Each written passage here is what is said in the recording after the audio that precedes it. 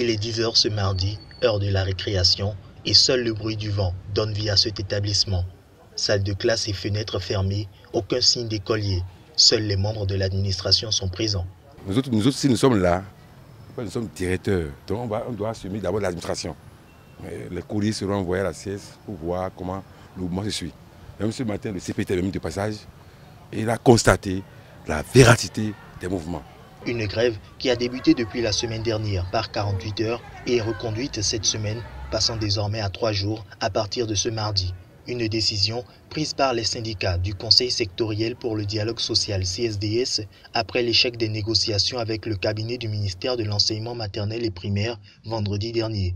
Ce dernier reste ferme sur sa position malgré les propositions de la partie syndicale. Le ministre est resté dans sa logique du maintien de la cartographie pédagogique nouvellement conçue pour suppléer un peu au manque de personnes d'encadrement, notamment les conseillers pédagogiques et les inspecteurs. La crise, vous le savez aussi, il y a un déficit criard d'inspecteurs et de conseillers pédagogiques.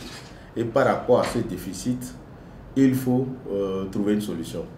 Le ministre a cru devoir trouver une solution de révision de la cartographie de l'encadrement en regroupant les circonstances scolaires qui deviendront des régions et en faisant un recours au CP et inspecteurs à la retraite pour pouvoir faire l'encadrement. Chose qui n'a pas été du goût des enseignants. Ces derniers demandent le rapportage des actes administratifs, objet de la grève. L'autorité ministérielle estime qu'il est impossible de rapporter les arrêtés au motif qu'ils ne souffrent d'aucune irrégularité. Les enseignants promettent de corser la note. De 112 heures, la grève pourrait connaître tacite reconduction. Pendant ce temps, les mauvaises nouvelles s'enchaînent pour les apprenants, premières victimes de cette crise.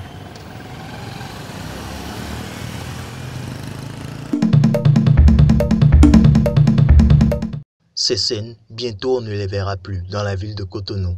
Les conducteurs de taxi-moto qui dorment à la belle étoile sur les artères publiques seront dès ce lundi 23 janvier 2017 interpellés par les patrouilles nocturnes des forces de l'ordre.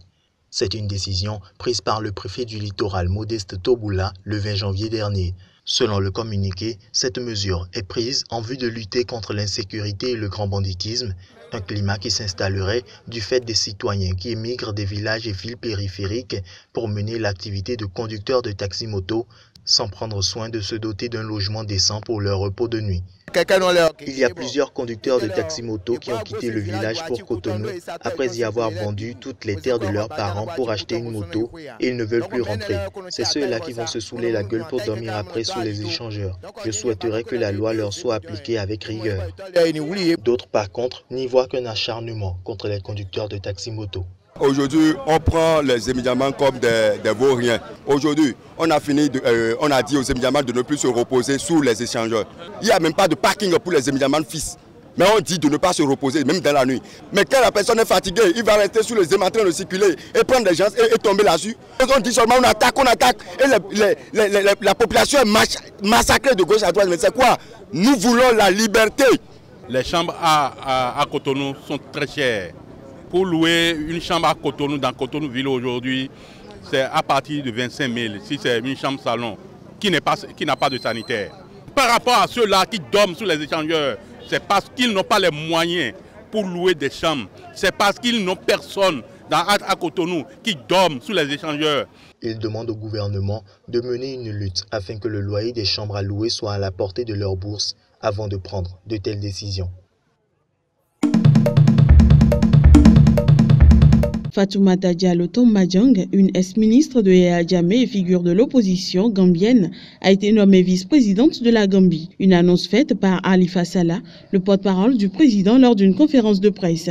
Militante des droits des femmes, Tombadjang a été ministre de la Santé durant la présidence de Yaya Jammeh de 1994 à 2017. Elle est l'une des responsables de la coalition ayant soutenu la candidature d'Adama Barrow, élu au scrutin présidentiel du 1er décembre. Selon Halifa Sallah, sa nomination a pour motivation la place à accorder aux femmes en politique, mais aussi ses compétences. On a pris en considération l'équilibre homme-femme pour la formation de l'équipe dirigeante et on ne peut pas mettre sur pied un gouvernement uniquement basé sur des nominations de politique, car cela sacrifierait les compétences, a ajouté Salah. D'ici peu, la composition du gouvernement qui assurera la transition pour les 3 prochaines années sera connue. Pour l'instant, le nouveau président s'est montré très discret. Peu d'annonces ont été faites, mais des chantiers sont conséquents. Adama Barrow est toujours attendu, mais son retour au pays tarde. Il se trouve toujours à Dakar, au Sénégal, et son entourage affirme que les conditions de sécurité sont encore insuffisantes, 2 jours après le départ en exil de l'ex-président gambien Yaya Jammeh.